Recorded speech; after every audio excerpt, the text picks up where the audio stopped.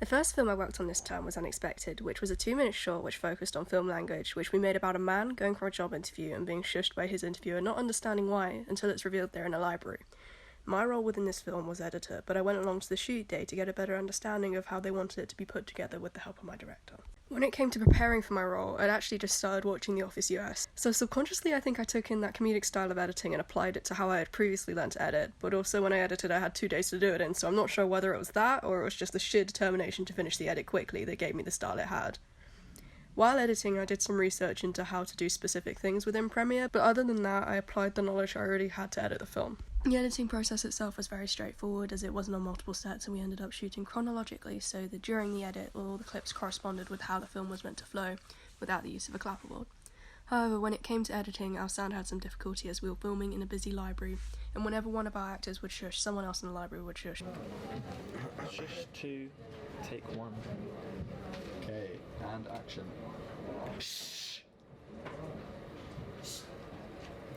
Meaning I had to cut around that quite a lot, leading to some quieter and awkward cut clips. If I were to edit this again, I would make sure that on the shoot day there weren't any third-party audio disturbances, just because it made it such a nuisance to edit. But also from this film, I'd never really done sound editing before, so now I know the levels that they should be at and how to control peaking.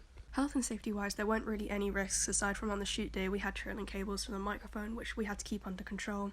We had to be extra careful of this because we were in a public library where members of the public were allowed to walk around us, so they had to make sure that we didn't trip over the cables. Also, we had to make sure the library shelves themselves were stable and no books would fall off onto our actors. The second film I worked on was called The Promise, which was supposed to focus on mise-en-scène and lighting. Our story was about a man and a woman in a relationship, and the man growing slowly more suspicious that she might be cheating on him. He stalks her and sees her go into a house with his friend, and they turn out they were setting up for his birthday party and he shoots them. My role on the film was art director, and as the film was meant to be focused on mise-en-scène, I had a lot to do. When researching for my role, my main objective was looking up a good recipe for fake blood. So I looked up the best recipes online and found one by a person who worked on The Walking Dead, which was made with corn syrup, red food colouring, chocolate sauce and soap. I tried this method, but I couldn't figure out how the soap would be good for this, so I stuck with the corn syrup, red food colouring, and chocolate syrup, substituting the corn syrup for liquid glucose because it had a higher viscosity and that's what I needed for how the blood would be lying on the clothing of the actors. Other than the fake blood, I had to look for appropriate props and costumes for the film. I couldn't find birthday bunting for the last scene in time, so I made some with dental floss because I didn't have any string, and it worked really effectively. And also we needed a shot with a Victoria's Secret receipt, so I had to draw one out, and we used that. However, I don't think the receipt was actually used in the final cut of the film. Also, the video that's playing right now is a very condensed version of the film that we actually made, because the edit ended up being 4.5 minutes long and it was meant to be 3. During the filming, the effectiveness of the fake blood really worked within the scene and got the actors and the cast excited to shoot the scene, as they had already done one long day of shooting and were at the end of the second, so it gave them a little boost of morale, which was great. The only thing I was a bit annoyed about was the present that they were going to give the main actor, which ended up being a box of chocolates. If I had had more time, I would have sourced a better prop to be the present. But if I were to redo the art design for this film, I think I'd make sure I had a lot more time to source props and costumes just for aesthetic reasons and keeping the film succinct.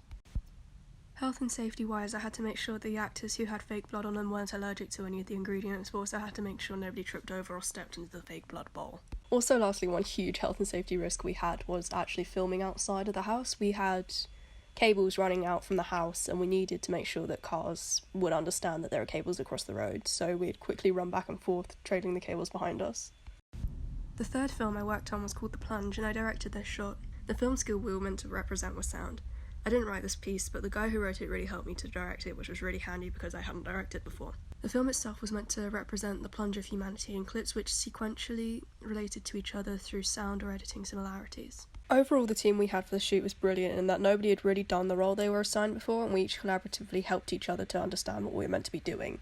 Not so much a practitioner, but an artist that inspired my inputs to the video, like the burning buildings, is called Heather Phillipson, who did an exhibition at Gloucester Road Tube Station called My Name is Letty Eggsy Rob, which was a mix of sculpture and online media with glitchy effects and weird visuals, which we tried to emulate in this edit.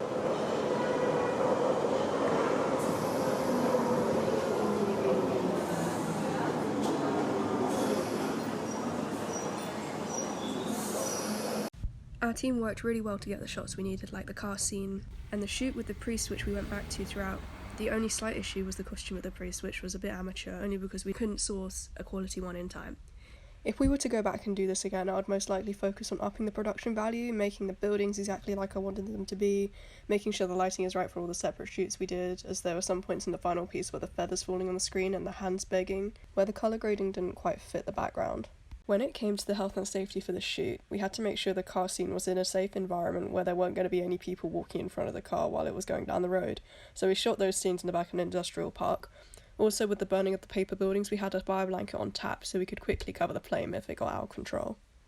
The main area that we were meant to focus on was sound, and overall I'm really happy with how it turned out, even though we didn't have a microphone on the day because we'd actually forgotten to book one out. So one of our friends used one that he already had and we plugged it into his computer and made it work somehow. The final film that I worked on was called Ring, and I did the sound for this film. The story was about an older couple waiting for a phone call from their son who had been away for a long time.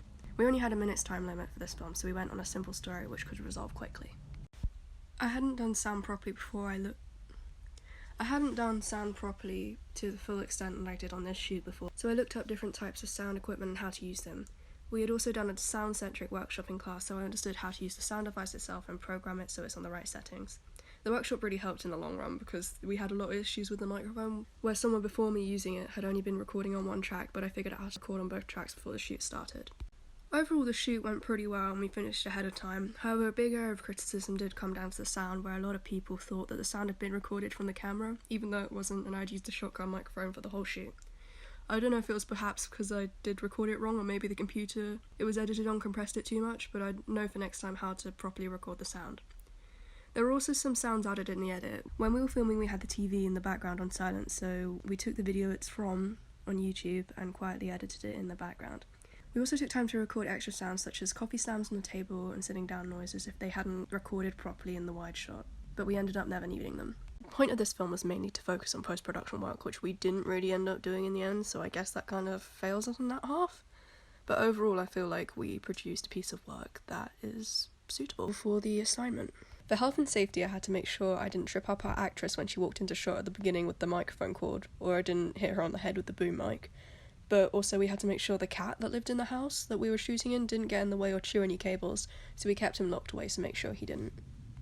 We also made sure our actors both weren't allergic to cats before we shot the film, just because we wouldn't want to have to deal with allergic reactions, but it turns out our actress really likes cats.